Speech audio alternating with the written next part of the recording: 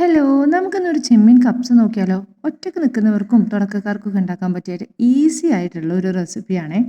അപ്പോൾ ആദ്യം തന്നെ ബിരിയാണി പോട്ട് വെച്ചിട്ട് അതിലേക്ക് സൺഫ്ലവർ ഓയിൽ ഒഴിച്ചു. അതിലേക്ക് കറുകപ്പട്ട, ഏലക്കായ, ഗ്രാമ്പൂ, പിന്നെ അങ്ങനെയുള്ള സ്പൈസസുകൾ, സജീരകം, ജീരകം, എല്ലാം കൂടെ, മല്ലി, കുരുമുളക്, പിന്നെ നമ്മുടെ ഉണക്കനാരങ്ങ കൂടെ ഇട്ടിട്ട് ഒന്ന് മൂപ്പിച്ചെടുക്കുക. അതിനുശേഷം അതിലേക്ക് കഴുകി വൃത്തിയാക്കി വെച്ചിരിക്കുന്ന ചെമ്മീനും കൂടെ ആഡ് ചെയ്തിട്ട് നല്ലോണം ഒന്ന് ഇളക്കി കൊടുക്കുക. അപ്പോൾ ചെമ്മീൻ നിങ്ങൾക്ക് വേണമെന്നുണ്ടെങ്കിൽ മുന്നേ ഈ കപ്സൻ്റെ ഒരു മസാലയും ഉപ്പും മഞ്ഞളൊക്കെ ചേർത്തിട്ടൊന്ന് മാരിനേഷൻ ചെയ്ത് വെക്കുക. ഇതിപ്പോൾ സമയക്കുറവ് കൊണ്ട് ഇങ്ങനെ ഇട്ടതാണ് കേട്ടോ. അതിലേക്ക് പച്ചമുളകും ഉപ്പും ചേർത്തു. അപ്പോൾ ഉപ്പ് ചേർക്കുന്നത് ഇതിൽ നിന്ന് സ്കിപ്പായിട്ടുണ്ട്. അപ്പോൾ ആവശ്യത്തിനുള്ള പച്ചമുളകും കൂടി അരിഞ്ഞിട്ടു. എന്നിട്ട് കപ്സ മസാല നമുക്കതിലേക്ക് ഇട്ട് കൊടുക്കാം. എന്നിട്ട് നല്ലോണം മിക്സ് ചെയ്യാം കേട്ടോ. ഞാനിപ്പോൾ ഇവിടെ പീടിയിൽ നിന്ന് വാങ്ങിച്ചിട്ടുള്ളൊരു മസാലയാണ് ചേർത്ത് കൊടുത്തത്. സാധാരണ അങ്ങനെ ചെയ്യാറില്ല. ഞാൻ വീട്ടിൽ തന്നെ അറബിക് മസാല റെഡിയാക്കി വെക്കാറാണ് കേട്ടോ. ഇന്നിപ്പോൾ നോക്കുമ്പോൾ അത് തീർന്നു പോയിട്ടുണ്ട്. പിന്നെ പെട്ടെന്ന് തട്ടിക്കൂട്ടിയതാണ് കേട്ടോ. പിന്നെ ഇതിലേക്ക് നമ്മൾ കഴുകി വാരി വെച്ചിരിക്കുന്ന കുതിർത്ത് കഴുകി വാരി വെച്ചിരിക്കുന്ന ബസ്മതി റൈസ് ചേർത്ത് കൊടുക്കുക. അത് നല്ലോണം വെള്ളം ഊറ്റിയിട്ട് നമ്മളതിലേക്ക് ഇട്ട് കൊടുക്കുക കേട്ടോ. എന്നിട്ട് പിന്നെ ഇതിലേക്ക് നമ്മൾ പിന്നെയും ഉപ്പൊന്ന് ചെക്ക് ചെയ്തതിന് ശേഷം കുറച്ചും കൂടെ ഉപ്പ് ചേർത്ത് കൊടുക്കണം.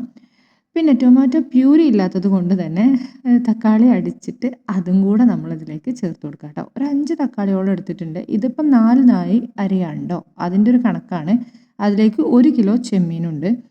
എന്നിട്ട് പിന്നെ ചോറ് വേവാൻ ആവശ്യമായിട്ടുള്ള വെള്ളം അതും കൂടെ ഇട്ട് കൊടുക്കുക. അപ്പോൾ ഉപ്പൊക്കെ ഒന്ന് ചെക്ക് ചെയ്തിട്ട് നിങ്ങളുടെ ഇഷ്ടത്തിനനുസരിച്ച് കൂട്ടുകയോ കുറയ്ക്കുകയോ ഒക്കെ ചെയ്ത് കൊടുക്കുക കേട്ടോ. ഇതിൽ ലെമൺ ജ്യൂസും കൂടെ ആഡ് ചെയ്തിട്ട് കൊടുക്കണം. അതൊക്കെ ഇതിൽ സ്കിപ്പായി പോയിട്ടുണ്ട് കേട്ടോ. പക്ഷെ നിങ്ങൾ അതും കൂടെ ആഡ് ചെയ്ത് കൊടുക്കണം. എന്നിട്ട് നല്ലോണം ഇതുപോലെ ഇളക്കി യോജിപ്പിച്ച് കൊടുക്കുക. എന്നിട്ട് മൂടി വെക്കുക കേട്ടോ. ഒന്ന് തിളച്ച് വരുന്നവരേക്കും ഹൈ ഫ്ലെയിമിലാണ് ഇടേണ്ടത്. അപ്പം നല്ലോണം തിള വന്നതിന് ശേഷം വീണ്ടും ഒന്നും കൂടെ ഇളക്കി കൊടുക്കുക. അതിനുശേഷം പിന്നെ തീ ഇട്ട് കൊടുക്കേണ്ടത് നമ്മുടെ ഫ്ലെയിം മീഡിയം ടു ലോ ഫ്ലെയിമിൽ ഇട്ടിട്ടാണ് പിന്നെ കുക്ക് ചെയ്തെടുക്കേണ്ടത്. ഇല്ലാന്നുണ്ടെങ്കിൽ വെള്ളം ഒരുപാട് പെട്ടെന്ന് വറ്റിപ്പോയിട്ട് അടി പിടിക്കാനുള്ള ചാൻസ് ഉണ്ട്. അപ്പോൾ ഈ ഒരു സമയത്ത് ഉപ്പൊക്കെ ഒന്ന് ചെക്ക് ചെയ്തിട്ട് നമുക്ക് വീണ്ടും ചേർത്ത് കൊടുക്കാവുന്നതേ ഉള്ളൂ. അതിനുശേഷം ഇതാ വെള്ളമൊക്കെ ഏകദേശം വറ്റി വരണം. ഇടയ്ക്കൊന്ന് നോക്കിയിട്ട് ഇളക്കി കൊടുക്കണം കേട്ടോ. ഇല്ലെങ്കിൽ അടി പിടിക്കും. നോൺ സ്റ്റിക്ക് ആണെങ്കിലും വെള്ളം വറ്റി കഴിഞ്ഞാൽ അടി പിടിക്കും. അപ്പോൾ നമ്മൾ ഇതുപോലെ ഇളക്കിയിട്ട് കൊടുക്കുക. എന്നിട്ട് വേവ് എത്രത്തോളം ആയി എന്ന് നോക്കുക. പിന്നെ അതുപോലെ തന്നെ ഇനിയും വെള്ളം ഒഴിച്ചു കൊടുക്കണമെങ്കിൽ നല്ലോണം തിളച്ച വെള്ളം മാത്രം ചേർത്ത് കൊടുക്കുക. അങ്ങനെയുള്ള പണികളൊക്കെ ഒന്ന് ചെയ്തെടുക്കുക. അതിനുശേഷം നമ്മൾ വീണ്ടും അത് അടച്ചു വെച്ചിട്ട് അതിലേക്ക് അതിൻ്റെ ആ വെള്ളത്തിൻ്റെ നനവുണ്ടല്ലോ അത് മൊത്തത്തിൽ പോയി കിട്ടാൻ വേണ്ടിയിട്ട് നമ്മൾ ലോ ഫ്ലെയിമിൽ ഇട്ടിട്ട് കുക്ക് ചെയ്യുക. അതിനുശേഷം നമുക്കിത് ഇതുപോലെ കിട്ടും കേട്ടോ.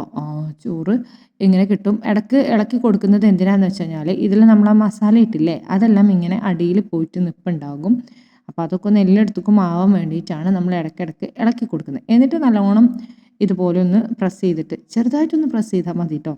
വീണ്ടും മൂടി വെച്ച് കൊടുക്കുക. അവസാനം നമ്മുടെ ടേസ്റ്റി ആയിട്ടുള്ള കപ്സ ഇവിടെ റെഡിയാണ്. അപ്പോൾ ഇത് ചെമ്മീൻ കപ്സയാണ്. ഇടയ്ക്കൊക്കെ ചെമ്മീൻ കിട്ടുവാണെങ്കിൽ ഒന്ന് ട്രൈ ചെയ്ത് നോക്കാവുന്നതാണ്. അതിലേക്ക് നമ്മൾ ആ സമയം കൊണ്ട് തന്നെ നല്ല മയോണൈസും പിന്നെ അതുപോലെ തന്നെ ഒരു ടൊമാറ്റോ ഒരു വെള്ളമില്ലേ അതും കൂടെ അടിച്ചിട്ടുണ്ടായിരുന്നു. പിന്നെ നല്ല നാരങ്ങ അച്ചാറൊക്കെ കൂട്ടിയിട്ട് അങ്ങനെ കഴിക്കുക.